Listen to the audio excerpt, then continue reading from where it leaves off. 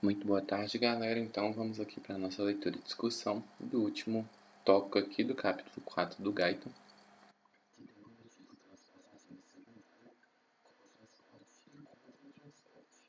Esse transporte ativo secundário pode ocorrer de duas formas: pelo cotransporte ou pelo contratransporte, que a gente vai entender melhor agora. Quando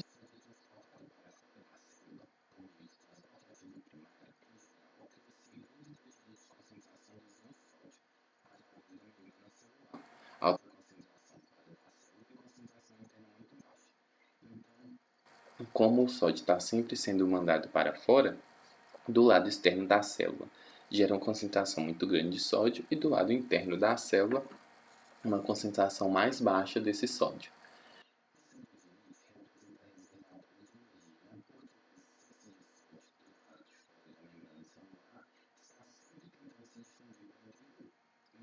Como essa bomba gera essa diferença de gradiente muito grande, o sódio está tentando sempre entrar para dentro da célula. E isso é um reservatório de energia. Como o sódio está tentando obedecer o seu gradiente de concentração e entrar dentro da célula, ele apresenta uma reserva de energia para que isso ocorra.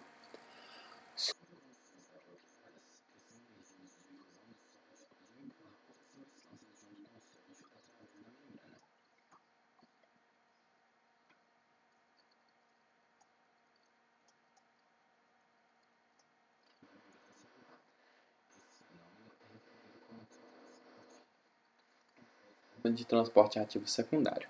Então, o sódio, como ele está muito concentrado do lado de fora e vai querer entrar, pode ser que a proteína transportadora que vai carregar ele do lado de fora para o lado de dentro já tem essa energia do gradiente de concentração do sódio, né, graças à bomba ativa primária.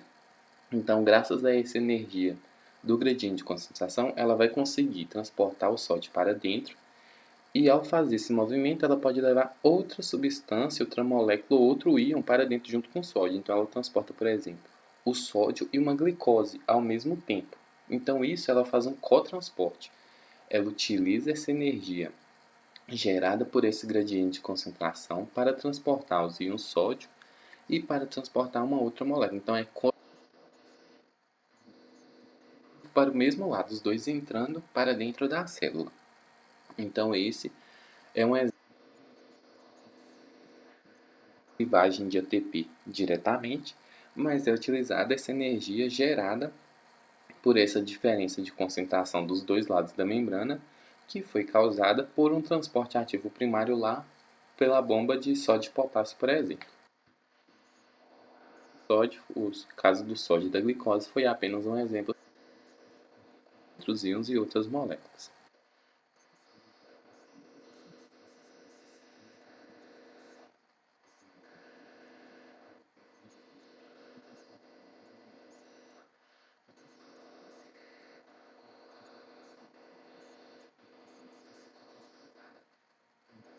Uma proteína transportadora, e para essa proteína transportadora funcionar, aqui como por exemplo, para levar o sódio do meio externo para o meio interno, então ela tem um local receptor para o sódio e tem um local receptor para outra substância. Então, para essa proteína funcionar, o sódio tem que estar ligado e essa outra substância tem que estar ligada também. Se só um dos dois estiver ligado, essa proteína não vai agir levando os dois para dentro da célula. Então,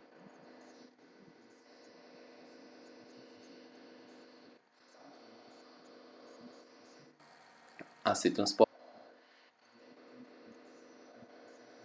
essa proteína vai agir através dessa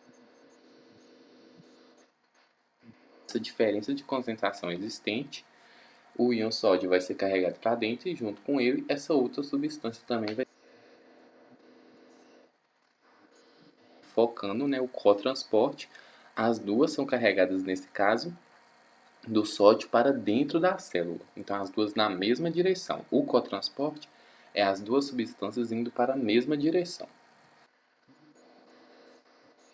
O sódio tentam outra vez se difundir para o interior da célula devido ao seu grande gradiente de concentração. Então, aqui outra proteína no contratransporte vai também utilizar essa mesma energia do gradiente de concentração do sódio. Entretanto, dessa vez, a substância a ser transportada está na parte interna da célula e deve ser transportada para o lado externo. Então aqui a diferença essencial do cotransporte são as duas substâncias, o íon e a outra substância, né, sendo transportada para o mesmo lado. No caso, por exemplo, a gente citou o sódio e a glicose sendo transportadas para o mesmo lado interior da célula, e no contratransporte são para lados opostos. Então, nesse caso, está citando o íon sódio, que vai entrar, e a outra molécula vai sair da célula. Então, quando um está entrando, um está saindo, esse é o contratransporte. São os transportes em sentidos opostos.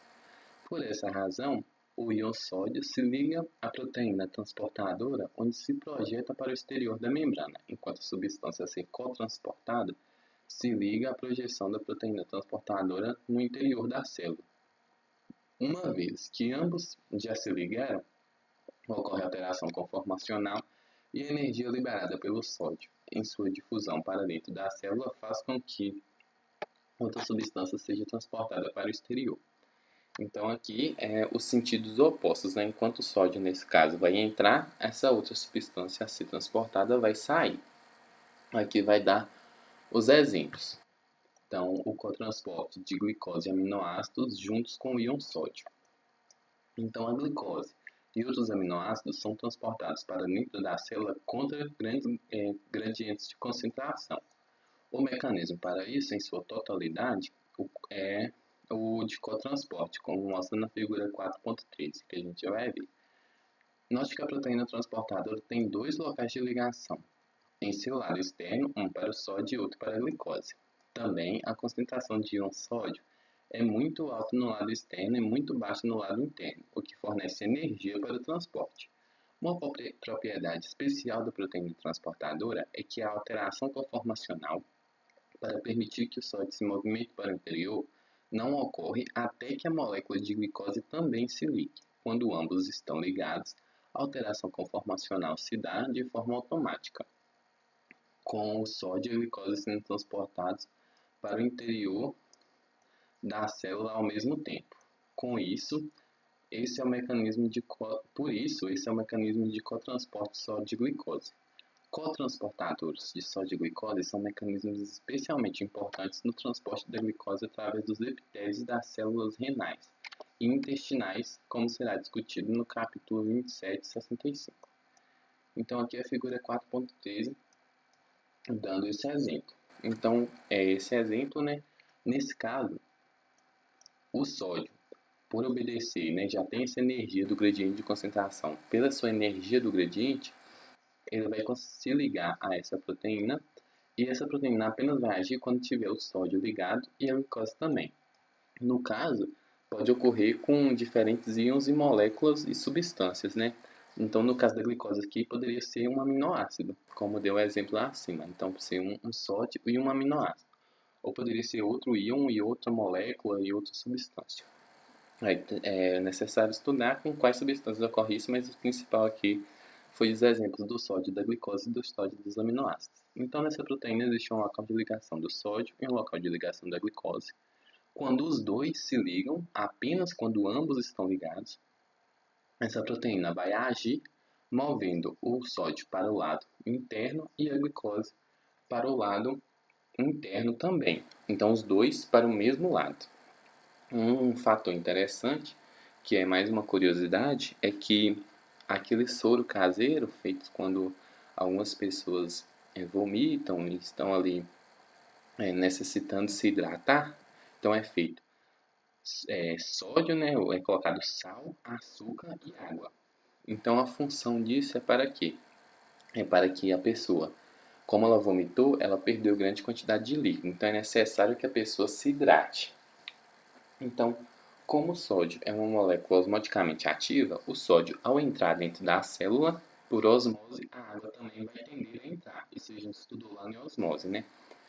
Então, é isso que a pessoa está querendo. Ela está querendo que a água seja absorvida quando ela ingira a água. Então, por isso faz esse soro. Porque aí o sódio vai se ligar a esse transportador, a glicose vai se ligar, os dois vão entrar e quando os dois estiverem dentro, por ser molécula osmoticamente ativa, a água também vai atravessar os seus poros e também vai vir se difundir para o meio interno, né, intracelular. E com isso, a célula vai ter água ali e a pessoa vai ficar hidratada. Então, esse é o mecanismo fisiológico daquele soro caseiro que é feito, que age através desse transporte ativo secundário, que é utilizado aqui nesse mecanismo de cotransporte do sódio e da glicose. O cotransporte de sódio dos aminoácidos ocorre da mesma maneira que para a glicose, exceto pelo fato de que participa conjunto diferente de proteínas transportadoras. Então, ocorre no lugar da glicose, ocorre com aminoácidos. Só que com isso são outras proteínas transportadoras que fazem esse movimento.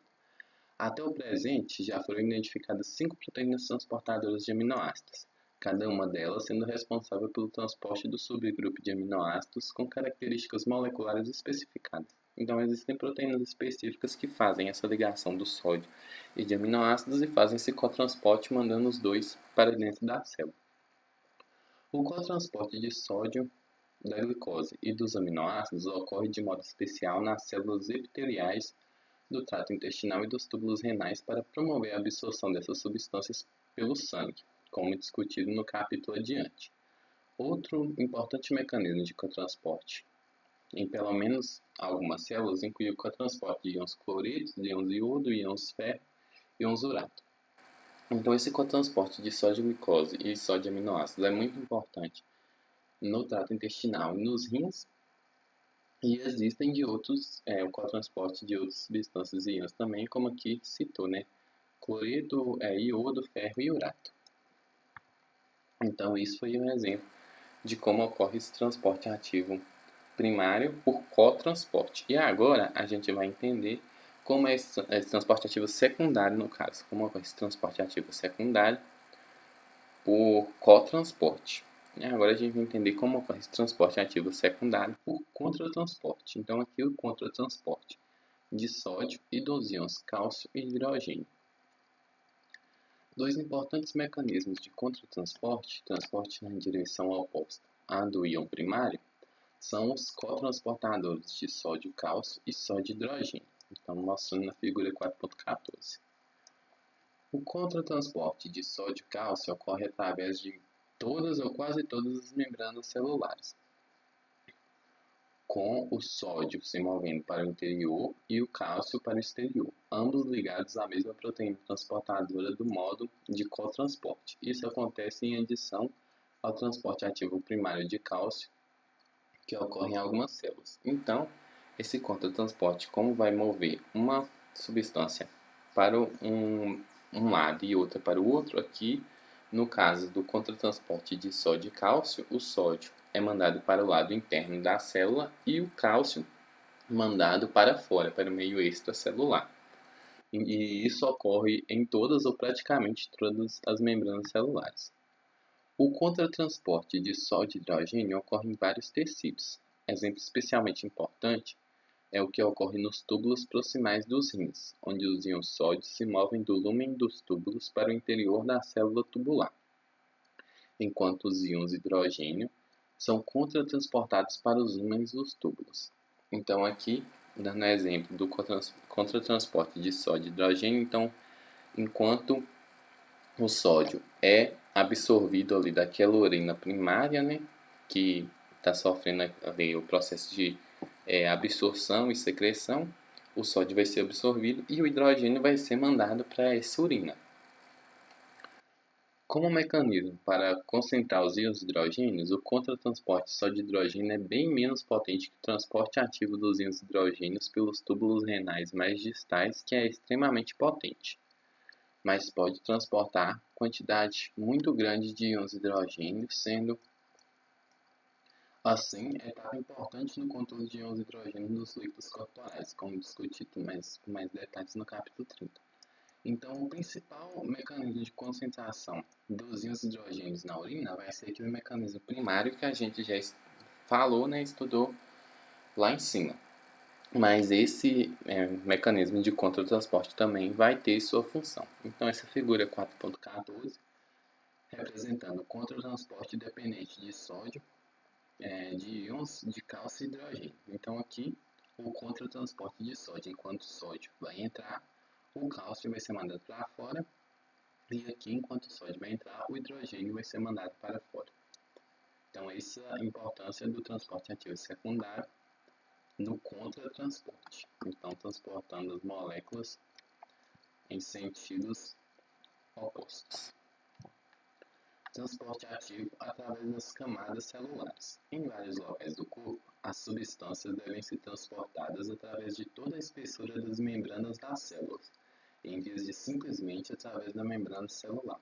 Então, aqui em algumas células é necessário que a substância atravesse, né, essas camadas. Então, ela entre na célula e também seja mandada para fora da célula. Então, ela apenas atravesse essas camadas celulares. Esse tipo de transporte ocorre através dos epitélios intestinal, tubular renal, de todas as glândulas exócrinas, da vesícula biliar e da membrana do plexo coroide do cérebro e de outras membranas. O mecanismo básico de uma substância através da camada de transporte de uma substância através da camada celular é o transporte ativo através da membrana celular de um dos lados das células transportadoras das camadas e então difusão simples ou difusão facilitada através da membrana do lado oposto da célula.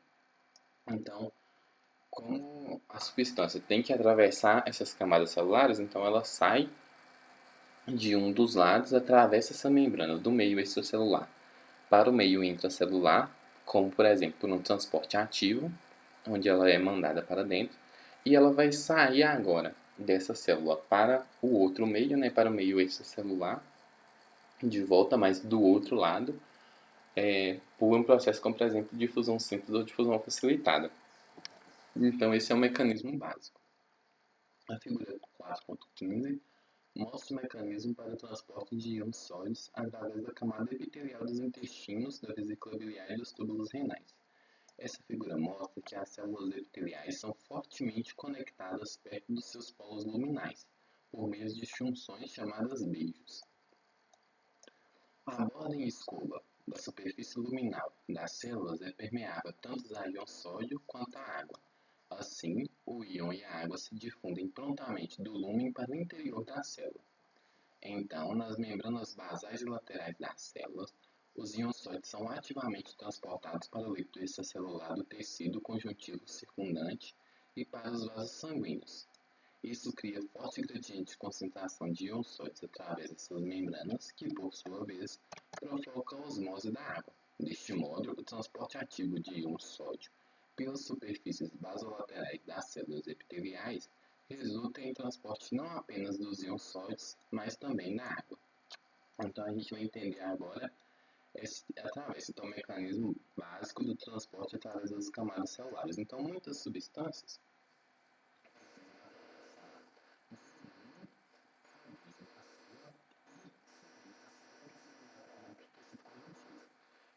um exemplo é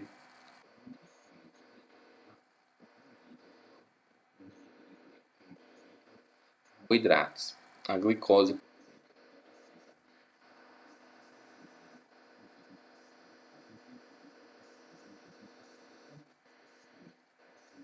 pelo corpo. Então,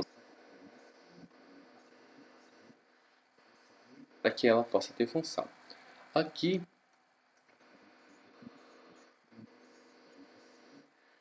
é absorvido, né, por essa célula, onde existe essa borda em escova, pelo processo de difusão, ele vai entrar na célula. E dentro da célula ele vai ter que ser mandado para fora. Então ele vai ser mandado para fora, então o sódio e a água entram por essa difusão e o sódio vai ser mandado para fora, tanto aqui nessa superfície lateral quanto na superfície basal da célula através de transporte ativo.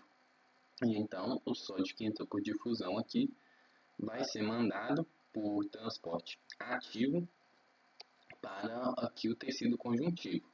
Então ele vai ser mandado e por osmose, como o sódio é uma molécula osmoticamente ativa, a água também vai seguir esse sódio. Então aqui no tecido conjuntivo vai estar presente o sódio e a água. Então ela entra por difusão e sai por transporte ativo.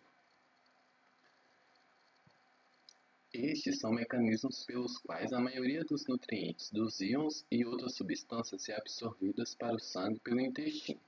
Eles também são o modo como as mesmas substâncias são reabsorvidas do filtrado glomerular dos túbulos renais. Então aqui os exemplos, né, no intestino e dos túbulos renais onde pode acontecer isso. Por todo esse texto, existem vários exemplos de diferentes tipos de transportes discutidos nesse capítulo. Através dessas membranas celulares. Então, como ocorreu todo esse transporte? Trouxe alguns exemplos e várias figuras. Como que ocorre tudo isso? Então, essa foi nossa leitura e discussão do capítulo 4, que por fim traz as referências com as quais o capítulo foi construído. Eu agradeço imensamente por quem chegou até aqui, né? Foram muitos vídeos, porque é um capítulo razoavelmente grande e levou com bastante figuras, que aí a gente discutiu todas e fez a leitura de todo, 100% do capítulo 4, então discutiu tudo que deveria ser discutido ali do transporte de substâncias através da membrana, que existe no capítulo, foi discutido, é bem completo. Então eu agradeço quem chegou até aqui, quem gostou deixa o comentário aí embaixo, se inscreva no nosso canal, siga a gente no Instagram, a gente está sempre disponível para qualquer dúvida e qualquer demanda. Podem colocar nos comentários ou mandar para a gente no Instagram. Muito obrigado novamente quem acompanhou até aqui. Deixe seu like, se inscreva no canal e até o próximo capítulo com a nossa leitura e discussão. Até mais.